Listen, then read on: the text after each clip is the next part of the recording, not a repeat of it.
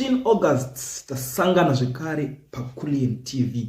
Tangane kulike this video kuitira kuti vaboikane ndatouya azvina kumira zvakanaka iko zvinezvi. Ndiri kutambira nyaya iri kunzi president wekumalawi uyo anoitwa Chakwera atouya kudhara atopinda muroad kuuya zveSADC summit izvo zvinoda kuitwa izvi.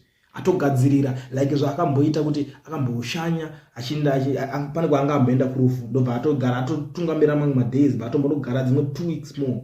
Munhu wekuti iye ari kuskwanda mari now iko zvinezvi atarisana neelection na2025. Saka I'm sure kuti anogona kunge auya kunogadzirira kudzidziswa kuti zvinotorwa sei kana kuti zvinobirirwa sei. Nyaya yatiri kusangana nayo panapa iri kubuda iri kunzi the president of Malawi has left for Harare to attend the SADC summit 3 days before the summit. Last year he went to New York to the UN summit 2 weeks before the summit and stayed another 2 weeks after it ended. I understand New York but rushing to Mbare just to please vene. Nyaya iri kubuda nekuna Joseph Kalimbe kuti aiwa zvokuNew York zvakamboita togona zvaunderstanda kuti munhu anenge ari over excited kuti apinda akachangowina aenda kuUN summit yanga akaenda but kuno anza kumanyira kuya kuMbare kuya kunosangana nevene because vamwe vari kuti ko mavillas kwacho ari kunzwa akanzwa kuti ma world class saka pamwe ndotsaka kumanya saka ndodzimwe dzenyaya dziri kutaurika panapa ende zvikunzi this guy auya kuya kwaaita ikokoko people were thought kuti pamwe ari musame WhatsApp group nevanhu veZambia ndo nyaya dzaitaurika but since iye paitaurwa nyaya kurussia paipa vakamentionwa vari vese vachinzi vanhu ivavo vari kupuhwa cheuviri netimu rekuAmerica saka ndopa vaitotaurwa vachibatanidzirwa ipapo. So iko zvinezvi manje akunzi iye akuya kunofadza vene because of SADC. Inyaya yeSADC yese iri kubuda iri kunetsa panapa yatiri kusangana nayo and ndiri kuona ma-streets haana kutombochena. Ndiri kuona vanhu vakawanda they are complaining zvekudaro. Vamwe vari kuti HH went to USA after winning the election and stayed there for 2 weeks. Then he did another 2 weeks layover in Europe. We know why. Mumwe akutopindura this Kalimbe boy kuti aiwa iwe uri kudaro but wako president paakawina akatomboenda kuningirikini kuti aende kunogarira kuningirikini ikoko kuUSA. Saka ndo zvamunenge muchifambira nyaya dzenyu ikoko ndo nyaya dzacho dzikubuda panapa. Mwari kuti isn't it that he is going to Mozambique on a 2-day state visit. Umwe wakubuda ari kuti si nyaya dzekunzi aenda kuMozambique ere kozi nyaya dziri kusanganiswa panapa but iye pachake president wachataura kuti ndiri kuenda kuZimbabwe kuSADC summit ndichapfuura nemuMozambique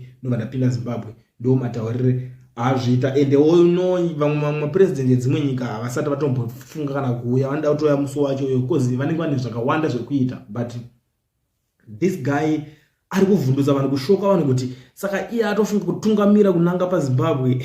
I don't know some presidents vari fana vari kuti fake check.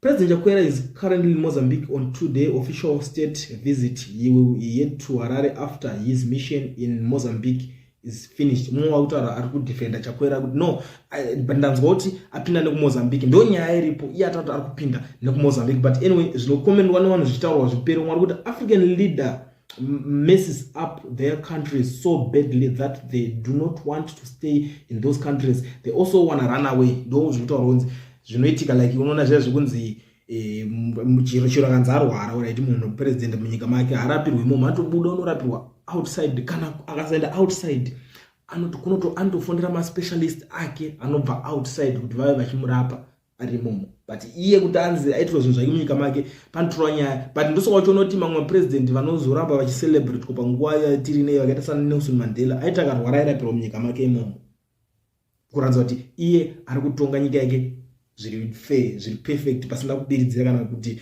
pasina kudzvanyirira vanhu. Saka pari kunze vamwe vacho aiwa havadi kuzogaramo vanenge kutonora muchatonakidza vakutona kuti New York ndo nyika dzakanaka vane exposure but ivo havadi kuti vana vevamwe vararame that life yavanenge vachishuvira ivo because angopinda chaanenge achingoda high paying job iroro rekungoti ndapinda ndatopa nyanga zvekuzoti imimi muchaita sei nelife dzenyu dzatodzimwe nyaya. Mwari kuti isn't that the same person who flew to UK to attend a virtual Zoom meeting because there was no reliable internet access in his country? he went with a delegation of 100 people to UK for the Zoom meeting. Urikuona mafanizi anoitika nyaya yekunzi iye anonyazoti munyika make network kunetsa kwakuti enda kuAmerica kuti ndokusinganetse network kuti attend a Zoom meeting. Zoom like what I'm doing here kuti atakanga tiri papa muchitaurirana chete vachitoonana nevamwe vachitopindurana ipapa. That's it. Ndokunzi akaendera kuenda outside the country kuendera Zoom meeting obva atona nevanhu 100 kunyatsojeka mari kutswanya but munyika make achiziva kuti vanhu vari kusafa kutambura nenhamo. Ndo situation iri papa. These people, I don't know kuti vanhu vakaita sei. Umwe kuti Joseph, if you want my will is a compensation for what George and Linda did to your grandmother, please come for talks. Okay, umwe kuti this is the reason I deceased some ex-warriors. They don't give correct facts.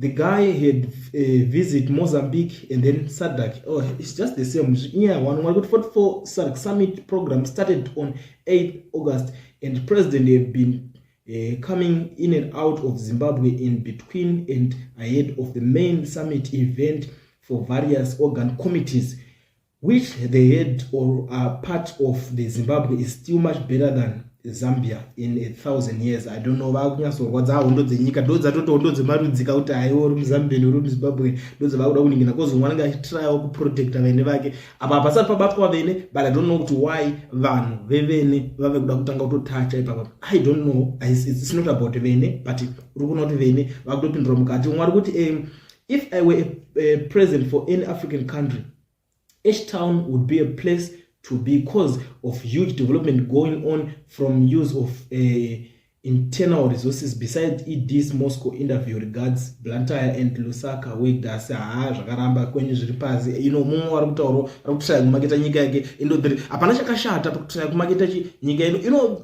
Zimbabwe nyika iri kutoti iri bo zvisingaiti, but chisiri bo muZimbabwe imomo vanhu vanenge vachizviti vari pamapositions. Iyoyo haisi secret, ndo nyaya chete inongonetsana vanhu vakawanda panyaya dzenyika ino Zimbabwe. Umwe ari kuti you like creating problems for your country. Sometimes it is just okay to shut up when paddles like you go on attack. The response goes straight to your government. I just take a minute for you to start playing the Zambian victim card. They will respond to this. Okay, he is passing through Mozambique business. Maybe you missed it. Okay, auna nyaya dzacho dzinenge dziripo dzine dzakungobatanidzira vananga kubatanidzira nyaya dzacho. Have you ever thought that even if Zambian head of state didn't come to attend the SADC summit, he don't have the power to hold the summit, neither can he resist to hand over the Troika organ on politics, defense and security to Tanzania. So respect us African brother. Okay, aizodzangova nyaya nengangoma drama zvekuti munhu ana kuya zvitazize kuti ningiri itwe. Even chero wenyu chache wacho wemuZimbabwe akati asoda kuattenda that summit inongoitwa futi because kana yakatongonzi chaitwa inotongoitwa hapana chinoramba ndo nyaya inenge iripo. Umwe kuti he is always anticipating every given chance to exit his country. Anotiza make that Malawian president anoshandisa mukana kuti akangodzwa kunzi kwakati kune chakati otombobuda otomboenda on vacation kuti anyatsoenjoya mari because time is ticking. Vanhu vauda kutotanga kutovhota futika iye maplan avo vanenge vachirova but time iri kumhanya pane pasina chekumirira anenge achitomhanya. Umwe ari kuti he is welcome to stay in Zimbabwe as long as he likes. Okay, umwe ari kuti iwe mucharozo mazvirega. Umwe ari kuti you deliberately omitted certain crucial information such as fact that you were passing through Mozambique for business because your fiction with Zimbabwe is simply too great. Umwe ari kuti Mbare is bigger than Lusaka. Apapa batanizirwa Mbare kasaka pakunzi Mbare better than Lusaka. Joseph, I'm sure that you also have such places in Zambia or even worse, leave Zimbabwe alone. I don't understand why you always want to talk about our beautiful country. Find some time else to do with your time. It will never change the fact that your president is a sellout. Hilema is a security threat. Achipindurana the same young man. I don't know. vamwe vanongotanga zvinhu zvekuti havazikwanisa kuzvipedza ende nenyaya yeignorance yekusaziva kuti nawo zvandakutaura izvi ndiri kutocreata maproblems between vanhu ivava vanogona kutadza kutozoonana because of this nonsense zvandirikuda kutaura vanhu havazozvinzwisise manje izvo zvananga kungotanga kungorotomoka nononzi kurotomoka kutaura zvese ndo zvinhu zvandiri kuona umwe ari kuti uyu mupano anofarisa hake anzi Mbare yaita sei okay anyaya yekuti panzi president weMalawi ari kumhanyira damutendera Mbare but it's good because ndo kuningirikina wacho ukatozoitresa kumashure unonzwa kunzi Mbare yakainspire neMalawi hazvirambiki zvinogona kuitika umwe ari kuti akudza kuti akuenda kuMbare ndianiko iwe okay umwe ari kuti you should wait the presidential prefabricated villas are not yet finished including the roads. We are still busy. This Mambara should come 2 weeks after the summit. Hands my villas are just to zero. Much to Nesimendi, I think name you to pen, I'm just saying, Muzotanga Scofelicha and stuff. We got a mirror. I started to the to jump it out of Pinda Dara to all right tomorrow. Please note Joseph Kalembo. Take a note, President Chakwera is very welcome in Zim, but we don't have him in Harare as yet. Visible in the background is a Malawian Airlines. Okay, yeah, for sure. Here, Pinda no Malawi is secret, but nyaya kunedza manje ndekuti iye atombotungamira atobva kunyika kwake mazuva asati akwana. Why? Ndo nyaya kupisa panapa kwanzi he knows he will get a hefty cash amount because his stance would have legitimized ED the losing candidate in last year's election.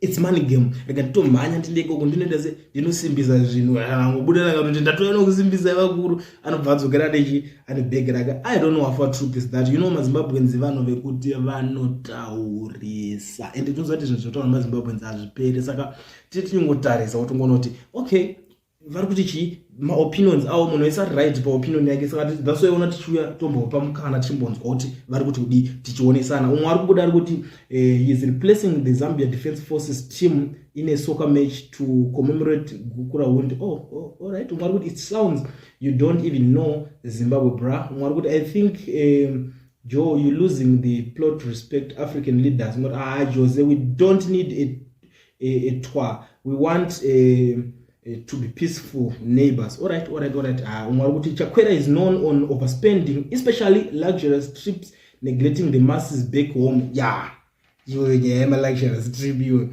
Papa, million. It's something you just go because one was what Maria said over Garira, and that's what I know. Doing my hair to talk up and up. This guy knows the Ghana Empire, Jikamari, so don't mimi pamoja mchezo au mtrezo rogaita corruption iye munono ishaya marriage akaenjoy life yake unoza vanhu vari kokadaro kuti mpudzire zvikapeka sungirwa so kuti akazonzi iwe shoma rubunzo ukanyangariza mari yakati iri kupi munotadza kuinongedzera mugotarisa kunzikana kunzi mbonzi 20 billion mumutarise kuti 20 billion yakafrend pamunhu ipo ana friend 20 billion dzivakadaka 20 billion pamunhu iye ikaenda papi ukashandisei kujika ikoko ndo maluxurious ndikina chautaurwa ipapapo so mwari kunzi Chakwera is too playful wasting money while Malawians are languishing in poverty omana pakashata mawana mwari kuti it's not about pleasing anyone it's all about squandering taxpayers money zvonzi kuya kwaita ikoko haisingori nyaya chete yekuti ada kusvika achindofadza vene but pari kunzi arikuda kuya kutombonodya mari yenyika taxpayers money mari inenge ichibhadharwa nevanhu ndo nyaya iri kubuda nepana mwari kuti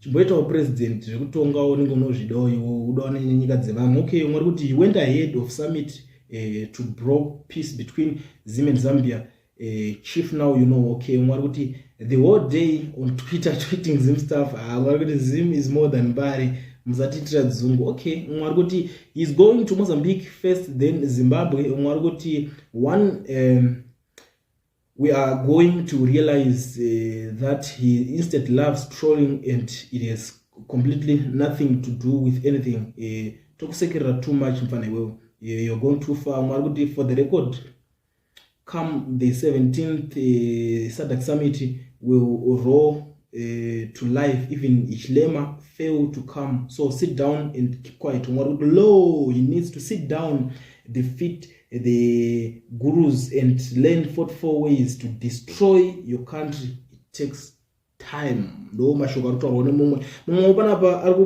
kutaura kuti he is a true friend for revolutionary party ZANU-PF. I don't see any reason for you to be troubled. He is coming to Zambia. All right, a coup against this one will be simple and straightforward. Zvotaurwa nevanhu azvipere tinogona kutopa square. Okay, let me try. Isn't that president of Republic of Malawi in Mozambique? Man, like, what's the flipping point of going anyway so damn early? Just use the same mini government resources. Ukasika kuenda kumbomanyira kupi munyika as munyika mako hamuna maduties ekuti uita kudaiwo. Maybe these guys pamwe ngoswera akagara that's why some people that's the funny thing about politician. Achingobuda iye achida kutsvaga kuti ada kupinda papower, so anenge achikudza izvo zvakawanda nyaya dzekuti imi makadziterera, so ndikapinda ndozodai ndokuitira zvakati imi hamusi kushanda ndongosvika ndichitotanga ndipei 100 days, alright. Ndipei 100 handenda topedza nemi achingopinda atori plan upenyu hwake yakatoita akatoti ndiskillful rangu akatobuda hapana kusiri kufaka ndomboriska ameno vakazongwarawo kana vakazowanda zvavadondito kumberi uku handizvozvo ndozvimwe zvacho zvinenge zvizotaura panapa. Mwari kuti you have Zimbabwe on your mind 24/7. Deep down, you wish you were Zimbabwe. You can deny it, but you want it's clear for everyone to see we have real estate in your head. All right. Hello. This one has been a real disappointment to Malawians. For sure that guy nje kuzobuda kachinja akakwanisa kuitira vanhu chekuti anzi vanhu vakuenda kunoshanda mabasa ekupurazi kuIsrael saka vatonzi nganga vatakuro vabude. It's funny vana vasikora kazara pa airport sho Malawi kwatira roro chinza unoshanda kuIsrael kubva kubhadhura mari yakanaka chitoendeko, but at least zvitano vakatombonoshanda kuzibana kuti vamwana, but iye paakapinda ana kuti apromise dono kutsvagira mabasa kunze akapinda iye akati ndikukugadzirira mabasa, and now akungombeya nenyika dzese. Umwari kudari kuti thank you for letting your followers know that SADC presidents are now coming for SADC summit. We welcome HE of Malawi, Zimbabwe, Chinchichi summit yakutotanga. Mwari kuti is going to look for rigging tactics ahead of 2025 elections, which he is going to lose big time. He has already reshuffled his electoral commission Zim style in readiness for massive rigging. He has also called Nikiv from Israel to finish the job. All wisdom emanating from Harare. All right, Joseph, that party dishes money like their citizens are well looked after.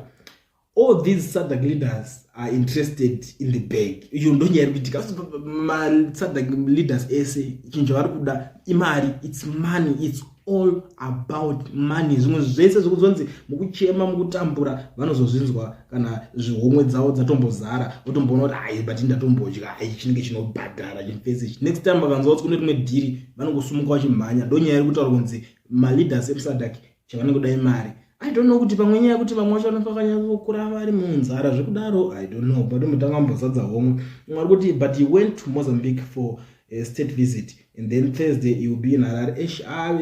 Zvatopa tu zvotodedza ngomano zvichokada akatsvagwa ari mumbaro mangona ngapinda aiwa asi kutendeka. Mwari kuti just of that party dishes money like their citizens. All right, mwari kuti haione pamuromo, but he went to Mozambique first. All right, the president of Malawi will go to Mozambique for 2 days. All right, fine. Ndo nyaya dziri kutaurika and neta navo manje vanhu vakawandisa indi zvitaura zvakawanda. Vamwe vanoda kutuka like ndazitaura ngati vanhu vatuka achataura ndizvo mari chaverenga zvanhu vatuka tombodilala vanhu vasiri kutuka. So ndo nyaya iri kuitika guys. Nyaya yeSADC summit ikutemeswa pamusoro. Now president of Malawi ari kunzi atogadzirira atomo muroad atobuda nyika kwake ari kunzi ari kutonga nyika zvokuti kunyika kwake hakusi kugarika atanga atongotanga kunzi kwakati kune chakati obva atobuda hanzi akatomboendera Zoom meeting kuAmerica kunzi toenda Zoom meeting but network munomu yangu inenge inonetsa. instead yekuti munhu angosumuka angoti alright ndakanzwa kune Starlink network yakanaka iri kuAmerica. Starlink yo kuno kumutipo Starlink ngiri vanhu vese vabatsirika network, vamwe vese havana basa, iye chete zvanenge achiita ndozvine basa. Now akuya muZimbabwe ari kuaccuse kunzi he is coming kuZimbabwe kuti anopuhwa matactics ekuriga maelections. Ndonyaya iri kunetsa panapa, ndonyaya iri kupisa. Saka vanhu vatonzi aiwa chagara chinodya mari chikomana, but izvo zviso chikomana ichochi chiri kumhanyira kuya kunodzidziswa kunzi zvinorigwa sei. Ndonyaya ndakakubatirai vakomana panapa mhuri yeZimbabwe. Kana uchangosvika panapa first time yako, it's wise to subscribe, but like this video kuitira kuti vaya vapoikane.